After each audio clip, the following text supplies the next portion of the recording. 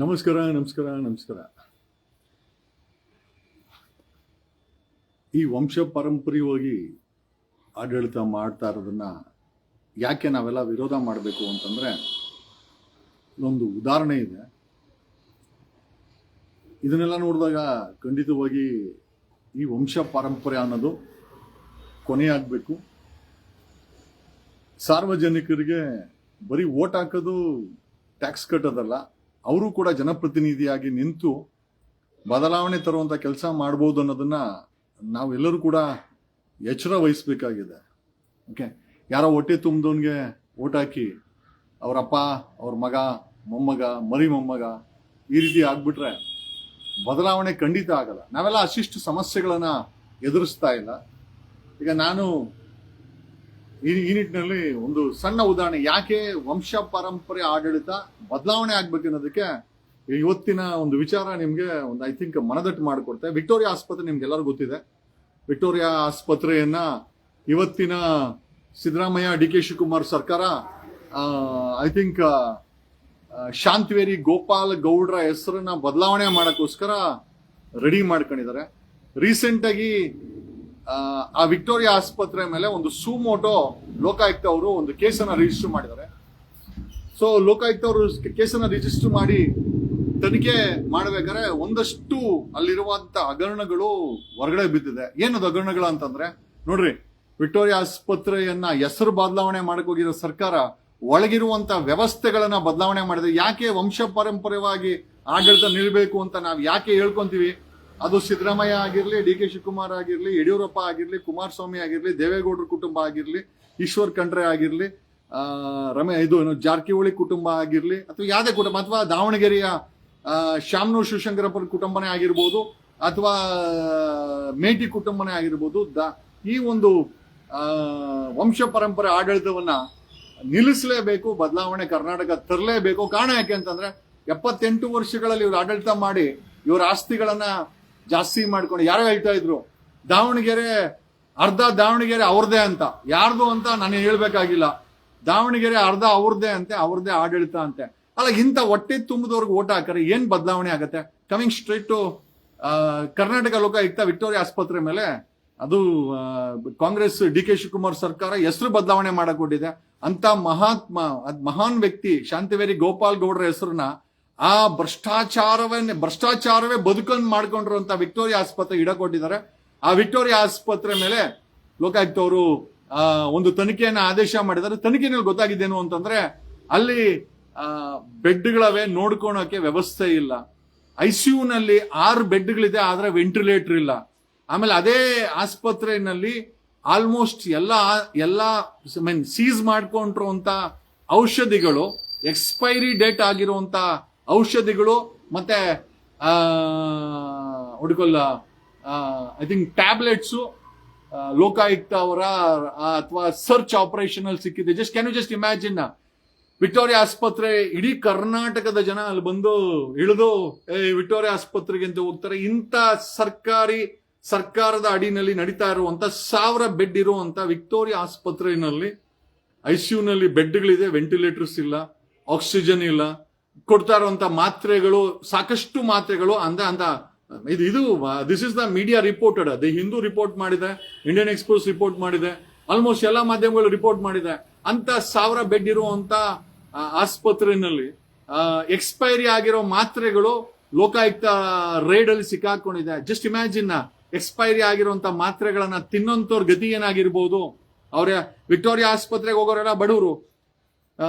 ನಾವು ಭ್ರಷ್ಟಾಚಾರ ಮಾಡಲ್ಲ, ನಾವು ಬಡತನ ನಿವಾರಣೆ ಮಾಡ್ತೀವಿ, ಆಮೇಲೆ ನಾವು ಕೋಮು ಗಲಭೆ ಮಾಡಲ್ಲ. ಅಲ್ಲಿ ವಿಕ್ಟೋರಿಯಾ ಆಸ್ಪತ್ರೆಯಲ್ಲಿ ಎಕ್ಸ್ಪೈರಿ ಮಾತ್ರೆಗಳನ್ನ ನುಂಗಿಸಿ ಸಾಯಿಸಾಕಿ, ಆಮೇಲೆ ಇನ್ನೂ ಒಂದ್ ಹೆಜ್ಜೆ ಮುಂದೆ ಹೋಗಿ ಎಷ್ಟೋ ಜನ ಹೇಳ್ತಾರೆ ಅಂಗಾಂಗ ಮಾಫಿಯಾಗಳು ನಡೀತದೆ, ಇಲ್ಲಿ ಯಾರು ಕೇಳೋರಿಲ್ಲ, ದೇರ್ ಇಸ್ ನೋ ಅಕೌಂಟಬಿಲಿಟಿ ಅಂತ. ಆಮೇಲೆ ಅಲ್ಲಿ ಸರ್ಕಾರಿ ಆಂಬ್ಯುಲೆನ್ಸ್ಗಿಂತ ಪ್ರೈವೇಟ್ ಆಂಬ್ಯುಲೆನ್ಸ್ಗಳು ಜಾಸ್ತಿ ಇರ್ತವಂತೆ. ಕಾರಣ ಯಾಕೆ ಅಂತಂದ್ರೆ, ಅಲ್ಲಿ ಬೆಡ್ ಇಲ್ಲ ಅಂತಂದ್ರೆ ಇಮಿಡಿಯೇಟ್ ಆಗಿ ಆ ಪ್ರೈವೇಟ್ ಆಂಬ್ಯುಲೆನ್ಸ್ ಅವರು ಅವ್ರನ್ನ ಹಾಕೊಂಡು ಅವ್ರಿಗೆ, ಯಾಕಂದ್ರೆ ಎಮರ್ಜೆನ್ಸಿಗೆ ನಾವು ಅರ್ಜೆಂಟ್ ಆಗಿ ಬೇರೆ ಯಾವ್ದಾನ ಆಸ್ಪತ್ರೆ ನೋಡ್ಕೊಬೇಕಲ್ಲ. ವಿಕ್ಟೋರಿಯಾ ಆಸ್ಪತ್ರೆಯಲ್ಲಿ ಪ್ರೈವೇಟ್ ಆಂಬ್ಯುಲೆನ್ಸ್ಗಳದೇ ಅಬ್ಬರ. ಕಾರಣ ಯಾಕೆ ಅಂತಂದ್ರೆ, ಒಂದು ಅಲ್ಲಿ ಬೆಡ್ ಸಿಗಲ್ಲ, ಆ ಬೆಡ್ ಸಿಕ್ಕಿಲ್ಲ ಅಂತಂದ್ರೆ ಪ್ರಾಣ ಉಳಿಸ್ಬೇಕು ಅಂತಂದ್ರೆ ಪ್ರೈವೇಟ್ ಆಂಬ್ಯುಲೆನ್ಸ್ ಸಿಗ್ಬೇಕು. ಪ್ರೈವೇಟ್ ಆಂಬ್ಯುಲೆನ್ಸ್ ಅವ್ರು ಕಾಯ್ತಾ ಇರ್ತಾರೆ. ನೋಡಿ, 1000 ಬೆಡ್ ಇರುವಂತ ವಿಕ್ಟೋರಿಯಾ ಆಸ್ಪತ್ರೆ ಕತೆ, ಒಬ್ಬ ಸಾರ್ವಜನಿಕ ಆಸ್ಪತ್ರೆ ಕತೆ, ಅದು ಬೆಂಗಳೂರಿನ ಕ್ಯಾಪಿಟಲ್ ಸಿಟಿನಲ್ಲಿ ಈ ಪರಿಸ್ಥಿತಿ ಇದೆ ಅಂತಂದ್ರೆ ಯಾರೂ ಕೂಡ ಅಲ್ಲಿ ಸಾಯ್ತಾ ಇದೆ ಅಂತ ಕೂಡ ಥೇಟ್ ನರಕ. ಅದು ಕಿದ್ವಾಯ್ ಆಗಿರ್ಬೋದು, ಮೊನ್ನೆ ಕರ್ನಾಟಕ ಲೋಕಾಯುಕ್ತರು ಕಿದ್ವಾಯ್ನು ಸಹ ರೇಡ್ ಮಾಡಿ ಬೇಸಿಕಲಿ ಸರ್ಚ್ ಆಪರೇಷನ್ಸ್ ಮಾಡಿ, ಅಲ್ಲೂ ಕೂಡ ಔಷಧಿಗಳಿಲ್ಲ, ಡಾಕ್ಟರ್ ಇದ್ರೆ ಔಷಧಿಗಳಿದ್ರೆ ಬೆಡ್ ಇದ್ರೆ ಅಲ್ಲಿ ನೆಮ್ಮದಿ ಇಲ್ಲ. ಅಂದ್ರೆ ಒಂದು ರೀತಿ ಈ ಆಸ್ಪತ್ರೆಗಳು ನರಕ. ಅಂದ್ರೆ ನಾವು ಸಾಮಾನ್ಯ ಜನ ನರಕ ನೋಡ್ಬೇಕಂದ್ರೆ ಏನ್ ಸಾಯ್ಲೇಬೇಕಾಗಿಲ್ಲ, ಬದುಕಿರ್ಬೇಕಾದ್ರೆ ಈ ವಿಕ್ಟೋರಿಯಾ ಆಸ್ಪತ್ರೆ, ಕಿದ್ವಾಯಿ ಆಸ್ಪತ್ರೆ ಅಥವಾ ನಿಮ್ಯಾನ್ಸ್ಗೇನೋ ಈ ಒಳಗಡೆ ಭೇಟಿ ಕೊಟ್ಬಿಟ್ರೆ ಅಲ್ಲಿ ನರಕ ಅನ್ನೋದನ್ನ ನಾವು ಜೀವಂತವಾಗಿ ನೋಡಬಹುದು ಅಂತ ಈ ಮೂಲಕ ಹೇಳ್ತಾ, ಕ್ಯಾನ್ ಯು ಜಸ್ಟ್ ಇಮ್ಯಾಜಿನ್ ಅಲ್ರಿ, ಶಾಂತವೇರಿ ಗೋಪಾಲ್ ಗೌಡ್ರ ಹೆಸರನ್ನ ಈ ವಿಕ್ಟೋರಿಯಾ ಆಸ್ಪತ್ರೆಗೆ ಇಡಕ್ಕೆ ಹೊರಟಿದ್ದಾರೆ. ಬರೀ ಹೆಸರು ಚೇಂಜ್ ಮಾಡೋದಷ್ಟೇ, ಅಲ್ಲಿರುವಂತ ಯಾವುದೇ ವ್ಯವಸ್ಥೆಯನ್ನು ಚೇಂಜ್ ಮಾಡಕ್ಕಲ್ಲ. ಇದಕ್ಕೋಸ್ಕರನೇ ಹೇಳೋದು, ವಂಶ ಪಾರಂಪರ್ಯವಾಗಿ ಆಡಳಿತ ನಡೆಸ್ತಾ ಇರುವಂತ ರಾಜಕಾರಣಿಗಳು ಅವ್ರಿಗೆ ಯಾರು ಕೂಡ ಈ ಆಸ್ಪತ್ರೆಗೆ ಹೋಗೋಂಥದ್ದು ಬಡವರು. ಈ ಆಸ್ಪತ್ರೆಗಳ ಪರಿಸ್ಥಿತಿ ಈ ರೀತಿ ಮಾಡಿಟ್ಟಿದ್ದಾರೆ. ಡಿಸ್ಟಿಕ್ ಅಲ್ಲ ರೀ ಇದು, ಕರ್ನಾಟಕದ ಕ್ಯಾಪಿಟಲ್ ಸಿಟಿ ಬೆಂಗಳೂರಲ್ಲಿ, ಬೆಂಗಳೂರಿನ ಹೃದಯ ಭಾಗದಲ್ಲಿರುವಂತ 1000 ಬೆಡ್ಡಿನ ವಿಕ್ಟೋರಿಯಾ ಆಸ್ಪತ್ರೆಯ ನರಕದ ರಿಪೋರ್ಟ್ ಅನ್ನ ನಾನು ಹೇಳ್ತಾ ಇಲ್ಲ. ಇದನ್ನ ನಾವು ಹಾಗೆ ಹೇಳಿದ್ರೆ ಸಿದ್ದರಾಮಯ್ಯನವ್ರ ಮೇಲೆ, ಡಿ ಕೆ ಶಿವಕುಮಾರ್ ಮೇಲೆ, ಕಾಂಗ್ರೆಸ್ ಅವ್ರ ಮೇಲೆ, ಜಗದೀಶ್ ಅವ್ರಿಗೆ ಹೊಟ್ಟೆ ಉರಿ ಇದು ಹೇಳ್ತಾ ಇದಾರೆ. ನಾನು ಹೇಳ್ತಾ ಇಲ್ಲ, ಇದನ್ನ ಹೇಳಿರೋದು ಮಾಧ್ಯಮಗಳು. ಇದನ್ನ ರಿಪೋರ್ಟ್ ಮಾಡಿರೋದು, ತನಿಖೆ ಮಾಡಿ ಕರ್ನಾಟಕ ಲೋಕಾಯುಕ್ತ ರಿಪೋರ್ಟ್ ಅಲ್ಲಿ ವಿಕ್ಟೋರಿಯಾ ಆಸ್ಪತ್ರೆಯನ್ನ ನರಕದ ರೀತಿಯಲ್ಲಿ ಅವರು ಬಿಂಬಿಸಿದ್ದಾರೆ. ಆಮೇಲೆ ರಿಪೋರ್ಟ್ ಅನ್ನ ಅಲ್ಲಿ ಇನ್ವೆಸ್ಟಿಗೇಷನ್ ಮಾಡಿ ರಿಪೋರ್ಟ್ ಯಾವ ಸಾರ್ಥಕತೆ ಬಂತು?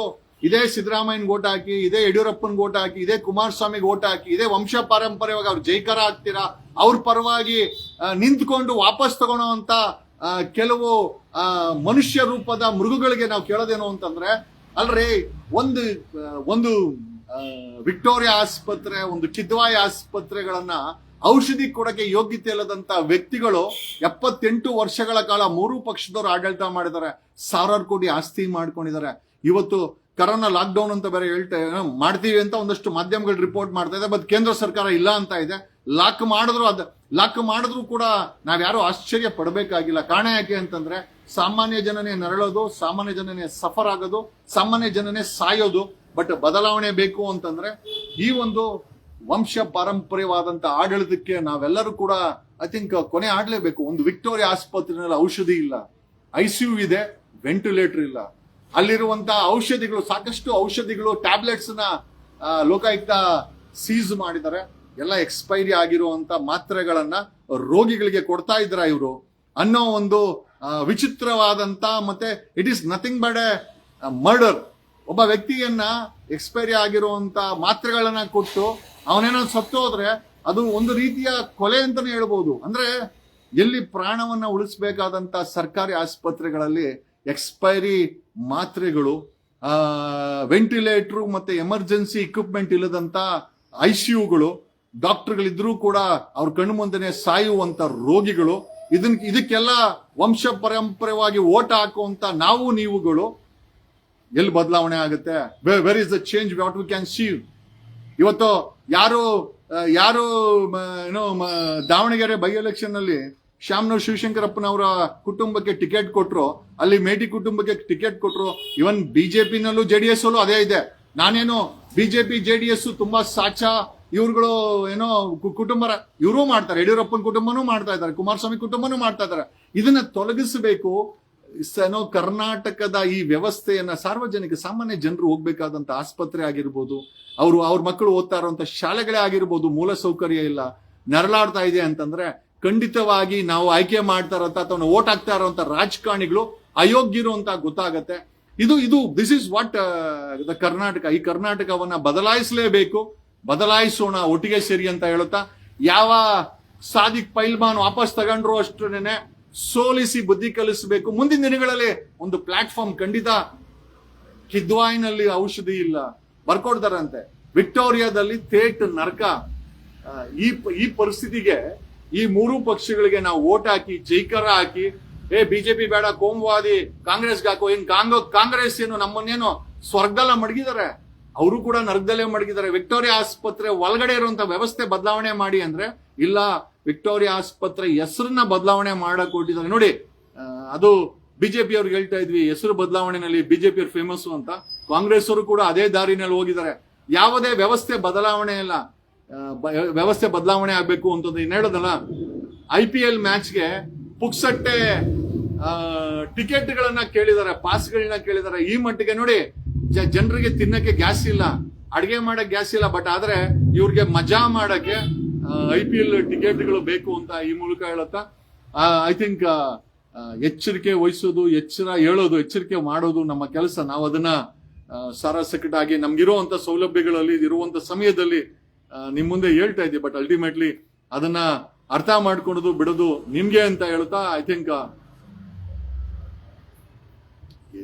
ಏನ್ ಮಾಡಕ್ಕಾಗುತ್ತೆ. Please show all the current status. ಯಾವ ಆಸ್ಪತ್ರೆಯಲ್ಲಿ ಏನೋ ಬೆಡ್ಗಳು ಖಾಲಿ ಇದೆ, ಯಾವ ಆಸ್ಪತ್ರೆಯಲ್ಲಿ ಡಾಕ್ಟರ್ಗಳು ನಿಮ್ಮನ್ನ ಉಳಿಸ್ತಾರೆ.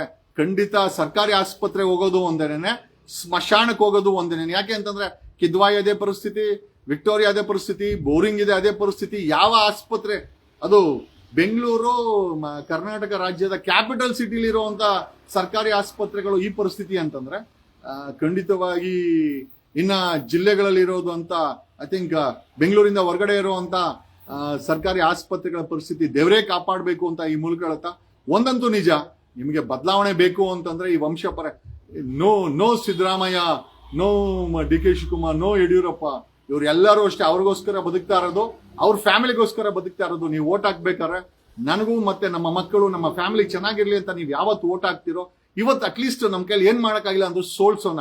ಮುಂದೊಂದು ದಿವಸ ನಮ್ಮದೇ ಆದಂತ ವ್ಯಕ್ತಿಗಳನ್ನ ನಿಲ್ಲಿಸಿ ಗೆಲ್ಸುವಂತ ಸಮಯ ಬಂದೇ ಬರುತ್ತೆ. ಅಲ್ಲಿವರೆಗೂ ಈ ವಂಶ ಪರಂಪರೆಯನ್ನ ಅಟ್ಲೀಸ್ಟ್ ಈ ವಂಶ ಪರಂಪರೆವನ್ನಾದ್ರೂ ಹೋಗಲಾಡಿಸೋ ಒಂದು ಕೆಲಸಕ್ಕೆ ನಾವೆಲ್ಲ ಆಡೋಣ ಅಂತ ಹೇಳ್ತಾ ಈ ಲೈವ್ ನ ಮುಗಿಸ್ತಾ ಇದೀನಿ. I think thanks a lot, love you all. ಇವತ್ತು IPL ಮ್ಯಾಚು, ಹೋದ ವರ್ಷ ಸಂಭ್ರಮಾಚರಣೆಯಲ್ಲಿ 11 ಜನ ಸತ್ತೋಗಿದ್ದಾರೆ. IPL ಮ್ಯಾಚ್ಗೆ ಹೋಗುವಂತ ಮಕ್ಕಳಾಗಿರ್ಬೋದು, ಹೆಣ್ಮಕ್ಳಾಗಿರ್ಬೋದು, ಟೇಕ್ ಕೇರ್, ಬಿ ವೇರ್, ಇಷ್ಟು ಹೇಳ್ಬೋಲೆ ಅಷ್ಟೇ. ಮತ್ತೆ ಅದೇ ಏನಾದ್ರೂ ಆಯ್ತು ಅಂತಂದ್ರೆ ಅದು ನೀವೇ ಅನುಭವಿಸ್ಬೇಕು. Thanks a lot. ಇದು ಇವತ್ತಿನ ವ್ಯವಸ್ಥೆ. ಈ ವ್ಯವಸ್ಥೆ ಬದಲಾವಣೆ ಆಗ್ಬೇಕು ಅಂತಂದ್ರೆ ನೀವೆಲ್ಲ ಎಚ್ಚೆತ್ಕೊಳ್ಬೇಕು. ವೋಟ್ ಮಾಡ್ಬೇಕಾದ್ರೆ ಎಚ್ಚರಿಕೆ ಇರಬೇಕು. ಯಾವನ್ ಪರವಾಗ ತಗೊಳ್ತಾನೆ ಅಂತಂದ್ರೆ ಅವನು ಏನೋ ಬಂದಿರ್ತದೆ ತಗೊಳ್ತಾನೆ, ಅದ್ರ ಬಗ್ಗೆ ನೀವು ಚಿಂತಿಸಬೇಡಿ. The war is on. ಈ ಒಂದು ಬದಲಾವಣೆಯ ಒಂದು ರಾಜಕೀಯ ಖಂಡಿತ ಜೀವಂತವಾಗಿದೆ. ನಾವು ಜೀವಂತವಾಗಿ ಇಡ್ತೀವಿ, ಬದಲಾವಣೆ ಮಾಡೇ ಮಾಡ್ತೀವಿ 2028ಕ್ಕೆ ಅಂತ ಈ ಮೂಲಕ ಇದು ಖಂಡಿತವಾಗಿ ಹೇಳ್ತೀವಿ. ಹೇಳದಲ್ಲ, ಇವತ್ತಲ್ಲ ನಾಳೆ, ಒಂದಲ್ಲ ಒಂದ್ ದಿವಸ ನಾನು ಹೇಳೋ ಮಾತು ನಿಜ ಆಗಿಯೇ ಆಗುತ್ತೆ, ಬದಲಾವಣೆ ಆಗುತ್ತೆ. ಒಂದಲ್ಲ ಒಂದ್ ದಿವಸ ನಮ್ಮ ಮಾತು ನಿಜ ಆಗುತ್ತೆ. Okay, till that I think we have to just bear it. ಗೊತ್ತಿಲ್ಲ ಅಲ್ಲಿವರೆಗೆ ಎಷ್ಟು ಜನ ಸತ್ತೋಗ್ತಾರೆ ಅಂತ, ಬಟ್ ಏನೂ ಮಾಡೋಕ್ಕಾಗಲ್ಲ. ಹಣೆ ಬರ ಅನ್ಕೊಂಡು ಬದಲಾವಣೆ ಅಂತ ನಮ್ಮ ಹೆಜ್ಜೆ ಹಾಕೋಣ. ಧನ್ಯವಾದಗಳು.